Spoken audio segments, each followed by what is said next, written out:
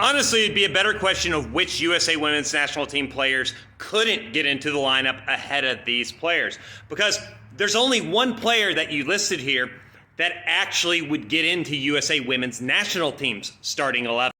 That is, of course, Aitana Bonmati. Bonmati actually is legit. She is the best player in Europe by a country mile. However, I will say this. I think she's a tad bit overrated because of Barcelona and their league they play in, the Spanish league. They play against a bunch of minnows that just frankly aren't very good, and that allows her to pad her stats. If she had to play in the NWSL, we wouldn't think quite as highly of her, but she is very, very good, and I think she would fit into the starting lineup. Now, let's go over the others. Putellas is the first example of a player that got in by name recognition alone, not her actual playing ability right now. She is not the player she was 3-4 years ago. She just isn't at that level anymore. She hasn't fully recovered from her injury, and she's just not showing it for the Spanish national team. Once again, she does perform for Barcelona in the Women's Spanish League, but it's a weak league, so it's not really impressive. Now, Marta, I'm a huge fan of Marta. I actually love Marta, and I think she's the greatest women's soccer player of all time. But there is one reason and one reason only that she made this list. She is maybe one of the most famous and well-known players in women's soccer for being the greatest of all time for women's soccer. But she doesn't even start for Brazil. The Brazilian national team did not play her as a starter in the Olympics or the Gold Cup in most matches. And why is that? Because at her age now, she's not good enough to. There are better players on the Brazilian women's national team, which USA women's national team beat multiple times this year. Now, Lauren James, she's a good player, but no. She's not even coming close to the front three for the USA, which is one of the players that she's going to have to take off. And the player I actually think Lauren James has a chance of taking ahead of USA Women's National Team is actually one of our go-to bench forwards. That would be Lynn Williams. Lynn Williams has been an excellent player off the bench for USA Women's National Team, and she scored some very crucial goals, including in the recent friendly against the Netherlands, the game winner. But she's not quite on that level as our true top players in our front three. Our front three, frankly, there's a good argument that they should have been all of the forwards for the FIFPRO 11. Let's go through them.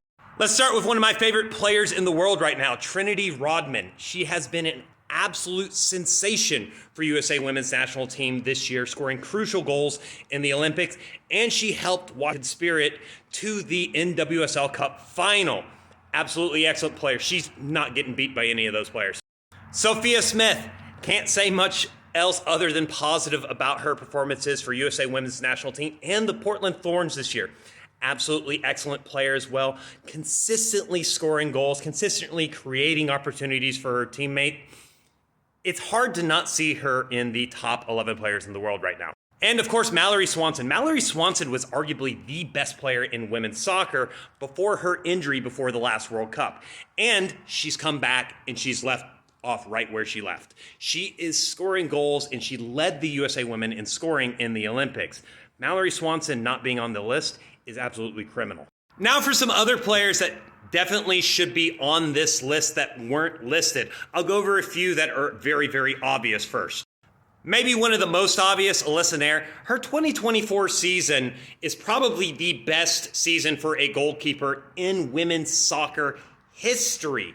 Not just this year, it was the best in history of the sport. 3 cups. She won the Gold Cup, the She Believes Cup, and she had penalty kick shootout heroics, saving 3 penalties and scoring in both tournaments. Then in the Olympics, she was a hero with crucial saves in the semifinal and the final to get USA the gold medal. Alyssa Nair not being on this list, once again, absolutely criminal. No one was even close to her this year. Naomi Girma. Naomi Girma is just the best defender in women's soccer right now, and it's really not even up for debate among most experts right now. Naomi Girma not being included is just an absolute crime. And what I think the only explanation for this is that people don't watch NWSL because they're living in a different country. And that's the only explanation I can come up with it. But she was also brilliant for USA Women's National Team in all three major tournaments, the Gold Cup, the She Believes Cup, and of course the Olympics. Now, this one I'm not saying should be in the top 11, but I would put her ahead of Alexia Putellas right now as a player that's better than her that was excluded. Rose Lavelle, one of my favorite USA Women's National League players, a creative midfielder, left-footed, great 1v1, great creative playmaker. Right now, she's better than Alexia Putellas. Alexia Putellas makes the FIFPRO 11, Rose Lavelle not mentioned. Nah, Putellas is not going to get into the lineup ahead of Rose Lavelle in a serious lineup. So why did the players vote for those players instead of the USA Women's National Team players for the FIFPRO 11? Well, I have a few theories. And the most important one is this. The majority of people that voted in that thing do not live in North or South America. And they probably live in Europe. So they're more familiar with the European players and not the American or South American players. So they're unintentionally biased in favor of the Europeans. And here's the thing, I'm not saying it's an intentional bias against the Americans, but it could be. And because of that, they're more familiar with especially the Spanish and English players because of the Barcelona team and the Women's Super League. And they don't watch enough of the NWSL.